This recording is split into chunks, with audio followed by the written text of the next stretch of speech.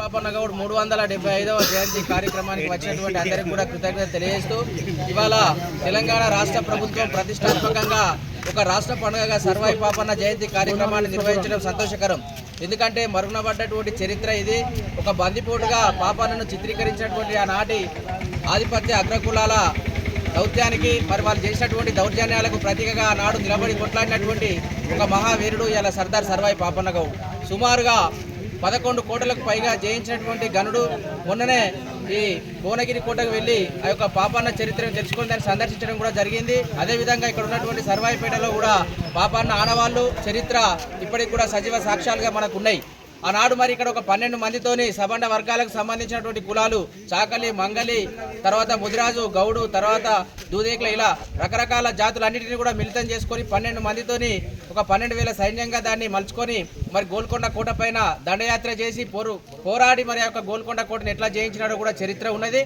ఆ చరిత్ర కూడా ప్రతి గ్రామాన తెలవాలి. రాబోయేటువంటి భవిష్యత్తులో కూడా ప్రతి మండల కేంద్రంతో పాటు రాష్ట్రంలో ఈ ప్రతి గ్రామంలో ఈ పండుగ నిర్వహించి మరి ఉన్నటువంటి బహుజన వర్గాలకు ఆ మహావీరుని చరిత్రను తెలియపరచాలనే ఉద్దేశంతో రాష్ట్ర ప్రభుత్వం పెద్ద ఎత్తున కార్యక్రమాన్ని తీసుకొని ఇవాళ మరి చరిత్ర కనబడాలి, వినబడాలి, భవిష్యత్ తరాలు చూడాలంటే సచివాలయం మన సెక్రటరేట్ ముందు ఇవాళ పాపన్న విగ్రహాన్ని సీఎం చేతుల మీదుగా శంకుస్థాపన కార్యక్రమానికి కూడా శ్రీకారం చుట్టినారు. ఇదంతా కూడా ఇవాళ మరి బహుజన బిడ్డ అయినటువంటి పొన్నం ప్రభాకర్ గారు బలహీన వర్గాల కోసం, బీసీ రిజర్వేషన్ల కోసం ఏ రకంగా పోరాటం చేస్తూ ఉన్నారు. మరి ఆ మహావీరుని చరిత్రను కూడా బహుజన వర్గాలన్నీ కూడా పీడించబడినటువంటి ప్రజలందరూ కూడా తెలుసుకోవాలనే ఉద్దేశంతోనే ఇవాళ ఇక్కడ సర్వాయిపేటను అయితేనేమి, హైదరాబాద్ అయితేనేమి, పాపన్న కానవాలుగా మిగిలినటువంటి ఇక్కడ బైరాన్ చెరువు అయితేనేమి, వీటన్నిటిని కూడా పర్యాటక కేంద్రంగా మార్చడానికి 5 కోట్ల రూపాయల నిధులను గత సంవత్సరం కేటాయించడం జరిగింది. దానికి అనుగుణంగా ఇవాళ పనులు ప్రారంభించడం, సర్వాయిపేట మీద ఉన్నటువంటి 20 ఫీట్ల హైట్తో విగ్రహాన్ని కూడా నిర్మించడం జరిగింది.